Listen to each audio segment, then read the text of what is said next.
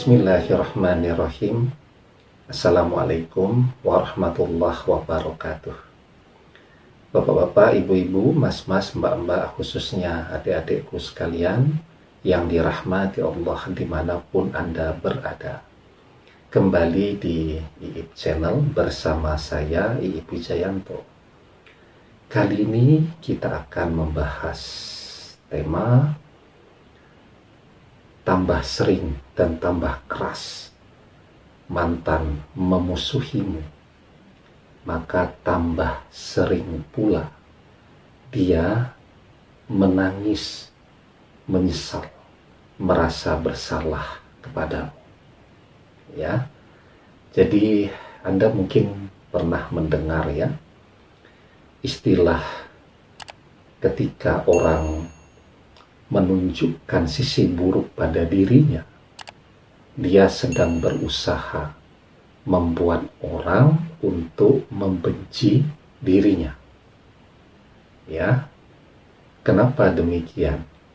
Karena dia sendiri tidak memiliki cukup kekuatan, cukup keberanian, dan hati yang cukup untuk membenci orang tersebut. Ya, jadi mantan sebenarnya dia tidak membenci Anda.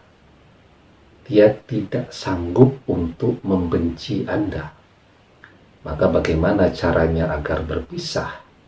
Maka dia membuat agar Anda yang membenci dia. Di dunia fana ini ya, yang harus kita ketahui,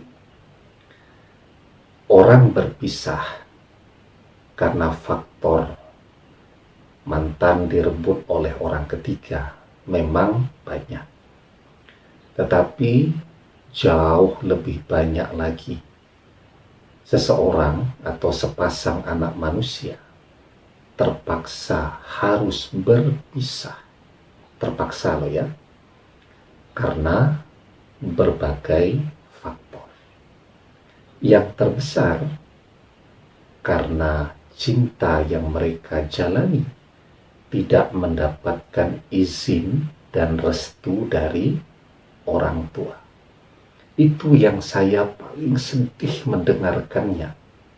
Ya, Anda bayangkan bagaimana rupa hati saya ini sesungguhnya ya.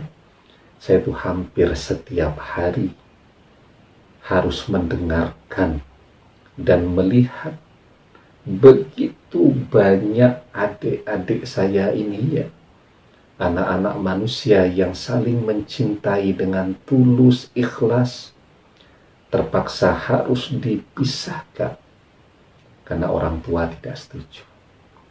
Saya sesungguhnya melihatnya itu sedihnya luar biasa.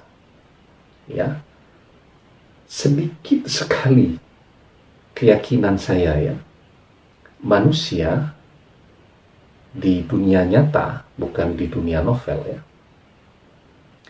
yang beruntung, yang berhasil menikah, bersanding dengan seseorang yang betul-betul dia cintai. Dia cinta dan orang tersebut mencintai. Ya, itu jumlahnya, prosentasenya kecil banget. Lebih banyak orang yang kemudian menikah dengan orang yang tidak pernah dia cintai. Bahkan sebelumnya tidak pernah dia kenal. Tahu-tahu disodorkan ke dia dan dia harus menerima itu. Kalau dia tidak terima, maka dia disebut sebagai anak durhaka. Itu yang saya sedih ya. Kenapa banyak terjadi perselingkuhan pasca pernikahan? Jawabannya sederhana. Karena orang tidak menikah dengan orang yang dia cintai. Coba deh mereka berhasil menikah dengan orang yang mereka cintai. Mungkin ada yang berselingkuh, tapi jumlahnya akan jauh lebih kecil. Ya, daripada orang-orang yang tetap akan bisa mempertahankan cintanya hingga usia tua. Ya, Itu jawaban kenapa zaman sekarang banyak sekali orang berselingkuh dan mudah sekali orang berselingkuh. Ya, karena dia tidak pernah mendapatkan cinta yang dia inginkan. Karena hatinya selalu hampa, selalu kosong. Walaupun dalam pandangan orang dia punya pasangan. Begitu. Ya. Jadi saya itu harus melihat terus yang begitu ya. Saya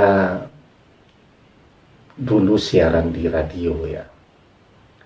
Dari tahun 2001 kurang lebih sampai 2005, sekitar 4 tahun, yang saya dengarkan setiap hari masalah begitu terus ya.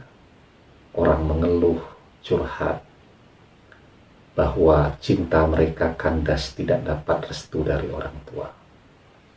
Setelah itu saya off dari radio, saya mengasuh di surat kabar ya, juga masalah begitu. Saya membaca ya keluhan-keluhan tadi. Kemudian tahun 2016 saya mulai lagi itu ngasuh acara yang demikian di radio sampai 2020 pas awal pandemi, sekitar 4 tahun lagi. Setiap hari saya harus mendengarkan, mengulas, membahas yang demikian tadi. Nah, sehingga kesimpulan saya ya, ada begitu banyak orang yang kemudian terpaksa harus berpisah, padahal dia tidak pernah menginginkan itu. Nah, maka ya, ketika perpisahan itu terjadi, sesungguhnya kalau Anda melihat mantan sedemikian lebaynya mempertontonkan atau menunjukkan permusuhannya, itu justru bukan dia banget. Ya. Jadi, kenapa dia sampai demikian? Karena request dari orang tuanya, dari bibinya, dari budenya, dari saudara-saudara. Saya pernah nemani sahabat saya ya, yang lagi konflik keluarga. Saya kenal baiknya keduanya ya, karena biarpun sebaya, dua-duanya murid ngaji saya. Dan saya juga yang memperkenalkan sehingga mereka menikah. Nah, ketika terjadi gonjang-ganjing itu, suaminya minta saya untuk mendampingi. Saya dampingi. Ketika kita datang tuh ke rumah mereka, ini suaminya sudah diusir. Ya, karena rumah itu lahannya adalah warisan dari orang tua si istri ya. Meski sang suami juga punya kontribusi besar di dalam membangun bangunan tadi, tapi dia diusir. Dia ngalah. Ya. Nah, saya diminta untuk menengahi lah. Saya datang ke sana sama sang suami ya. Ketika kita datang nih, sang istri dalam kondisi normal, ramah, baik, ya. Tahu-tahu datang bibinya yang merangkap sebagai pembantu di sana. Terus datang ibunya. Wah, itu sudah ngomongnya itu dengan suara keras begitu kan, sang istri ya. Saya belum sempat menasehati terlalu banyak, langsung berubah. Kemudian juga ngomongnya cerai terus, cerai begitu. Kenapa ngomongnya keras ya? Biar didengarkan dari belakang. Karena request, intervensi dari orang tua dan keluarganya. Ya. Dan saya tahu persis.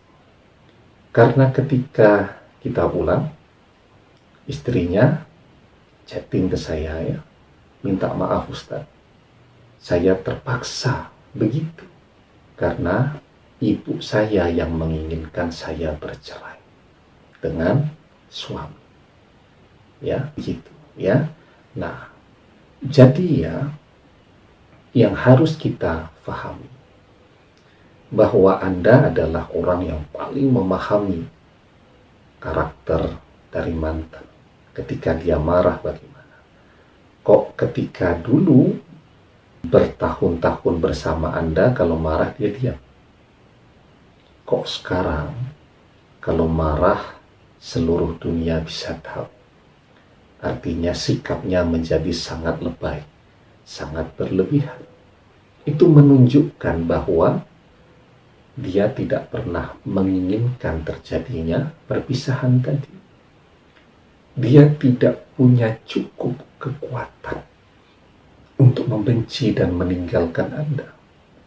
Karena itu bagaimana caranya dia sekarang berusaha membuat agar Anda yang membenci dia dan kemudian Anda yang pergi meninggalkan dia. Ya. Karena itu ya kita harus sabar ya menghadapi situasi yang demikian. Tinggalkan hal-hal yang membuat kita ragu. Kita kan kadang ragu tuh. Ini kok bukan dia. Ya. Nah, tinggalkan hal-hal yang meragukan dan selalulah bersikap jujur.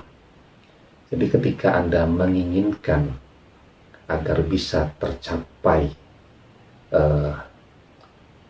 harmonisasi kembali atau bisa balik lagi, Anda sampaikan dengan jujur.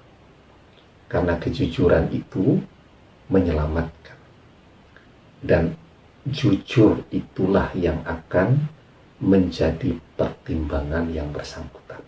Walaupun ketika ketemu mungkin kelihatan emosi, tetapi kalau Anda sabar, Anda jujur, Anda sampaikan hal yang baik itu tadi untuk bisa kembali bersama, untuk bisa rujuk lagi sebagai suami istri.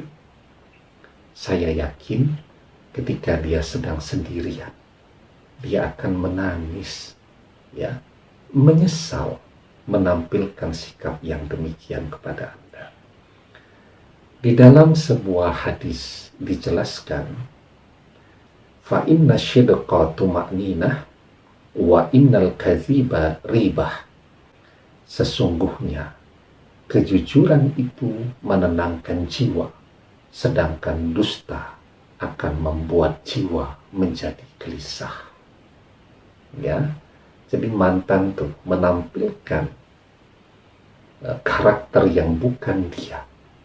Itu sesungguhnya dia betul-betul gelisah setiap hari.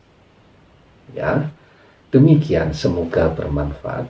Wallahu a'lam bishawab, billahi taufiq wal hidayah. Assalamualaikum warahmatullahi wabarakatuh.